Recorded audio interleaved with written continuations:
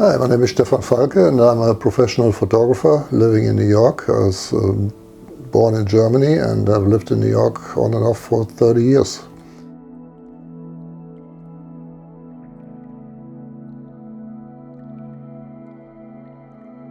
I always say I'm a photographer because I work in several fields of photography, and photojournalism is probably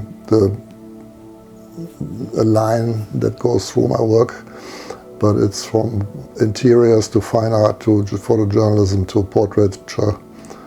I'm a photographer.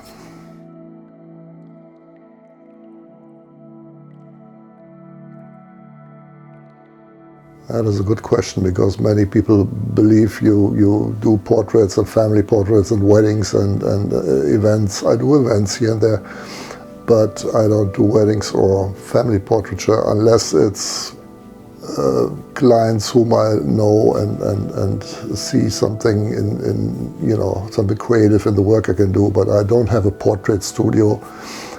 I'm basically a magazine photographer. That's how I started out.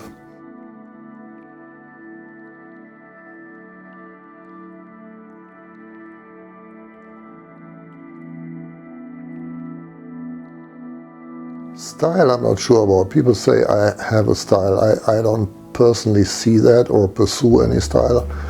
It really develops with the project, because my personal work is long-term projects that when I'm starting it, I don't really know where I'm going with it, and then the style develops while I'm working on it. So you will have a consistent style inside one project, but it may change in the next project, depending on what I'm shooting.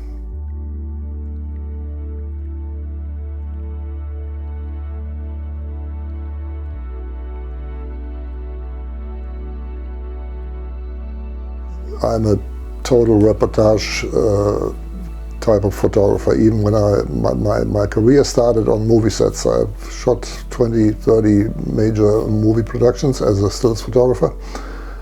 And I treated that work as a reportage. I mean, I was shooting like all these 16 hours that you're on your feet non-stop. And that kind of defines the reportage photographer. He's like shooting all day, everything you see,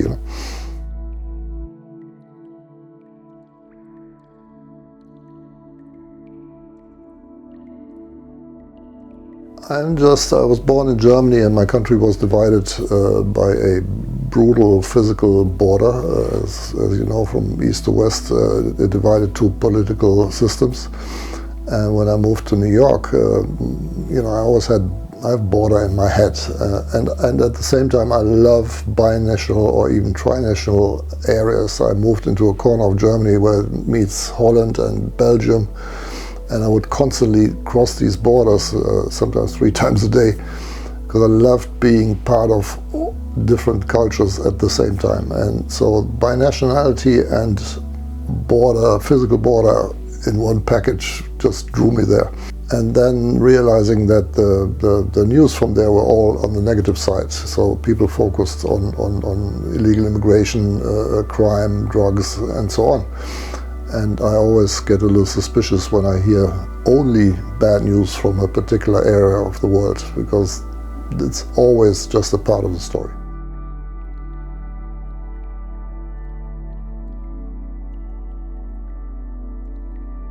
Years. I mean, Trinidad was 7 years. The border is ongoing, and I started it in 2008. So whenever I have a budget or somebody wants a story from there, or I have exhibitions on the border, I will use that time, the invitation to go there, and I use that time to keep going with my work. So it's a big border.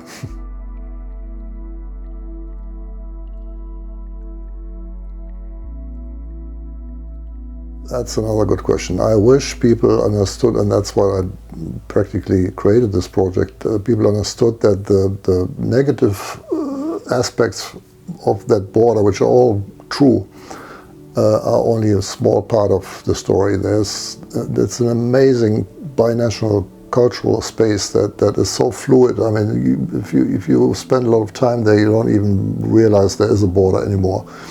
One of the Indian artists once told me, listen, the border can't stop the music. So it's that kind of sense that the border is really almost like a nation on both sides, which belongs together. It's like a strip of 100 miles wide and 2,000 miles long. That is one cultural space that's just enormously creative.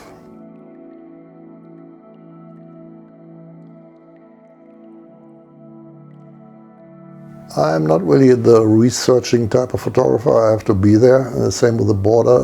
It's actually my concept not to research, because I need to be turned on, so to speak, by what I'm seeing, what I'm experiencing.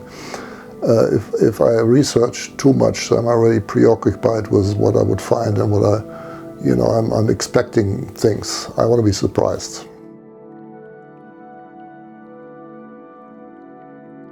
That depends, I'm a working photographer, so it depends on assignments, and the magazine work is not dead, but people don't send you around anymore. They hire you locally, and that's pretty much it. I mean, I wouldn't be sent to New Jersey for that matter. It's just the truth. So I have a big project in Washington, D.C. this weekend, so I'm out there a lot, really. Either self-propelled or paid for.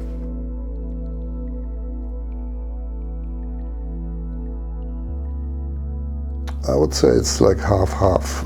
When I worked on movie sets, it was like almost 100% work, because the movie business kind of draws you in and keeps you. And I started my own projects from coming out of that world where you would work every day, all year, every year. And I realized that, when you do your own personal projects, needless to say, the pressure is gone. I mean, you have self-inflicted pressure, but you are free to do whatever you like to do, and at your own timing. Working on assignment is a whole different animal. You got to do things on time. You got to come up with something no matter what. Which I usually do, but it's a lot of pressure.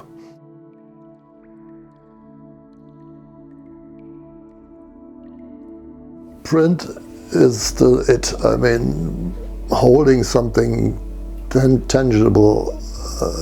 It's just a different way of looking at things, and you really zoom out of whatever else you're thinking or doing, and you just look at the product.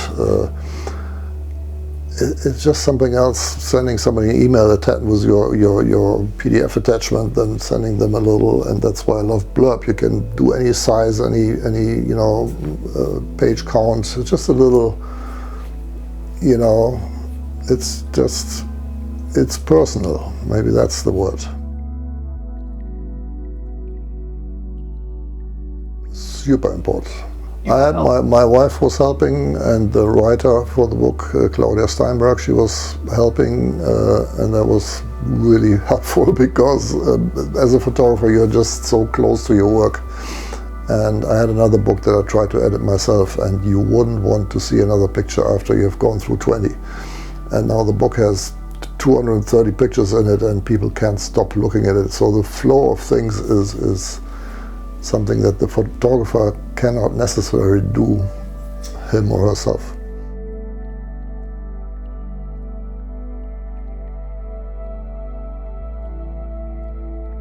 I like both. I mean, this Keep Going New York book really is a pandemic baby.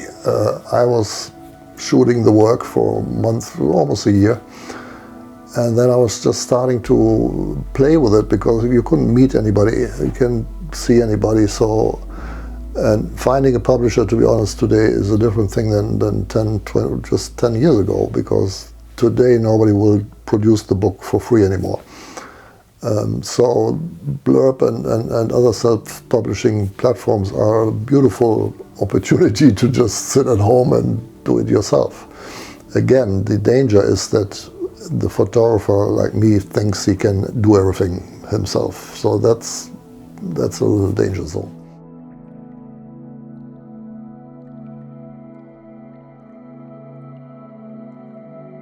Just me, and I'm lucky that I really wanted to be a graphic designer. If I'm thinking way back, I used to draw cartoons, and then my father gave me a camera, and then, like the typical story, although he wanted me to be a civil engineer, but he made a mistake giving me a camera. And I always say the camera won.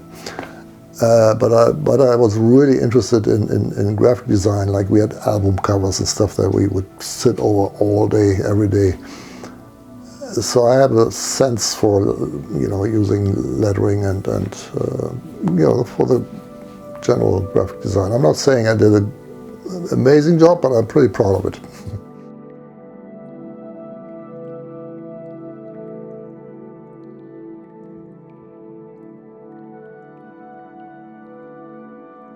I was actually in Florida, and all of a sudden, mid-March, all of a sudden the news were becoming so pressing. Like, I thought they would close the States. I thought, my daughter lives in Florida, but I thought I couldn't come home to my wife if I didn't get in the car. I got in the car overnight and drove to New York. And it was the most bizarre thing ever. I mean, I went into the Lincoln Tunnel all by myself. There was not one car that night. And that's when I realized, wow, this is real. I get goosebumps just saying it.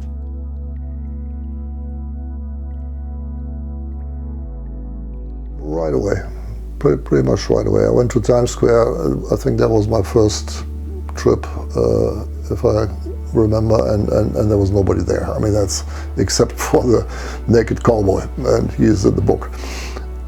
That was, and he was wearing a mask. It was less the fact that he was the only person there, but he was wearing a mask. The naked cowboy with a mask. It was like wow, there's something going on.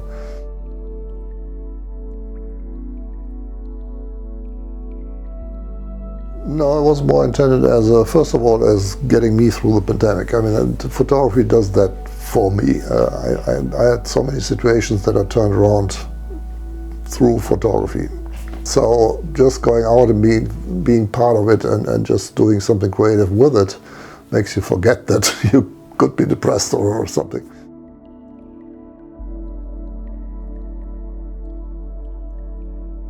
Very well. I mean, for a self-publishing project, it has sold very well. But even better than that, I got a huge assignment out of it from a financial institution that, through an agency, picked up the topic and wanted me to reshoot, similar scenes, not the same scenes, but one person walking through the frame, in terms of showing the energy and we choose 20 locations. It was a big project. So personal project to corporate assignment can happen.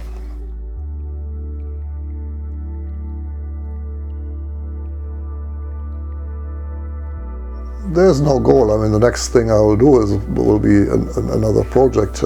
But as with my older projects, they all come back to me. They like exhibitions, and I was with the board. I had 20 huge exhibitions, and keep going. New York had one in Germany and one here in New York, and now I was nominated for another photo festival.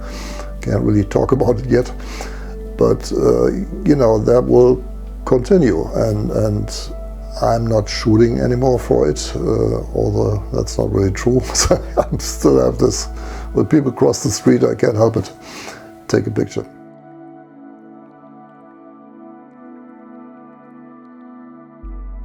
Every one of my projects have found me.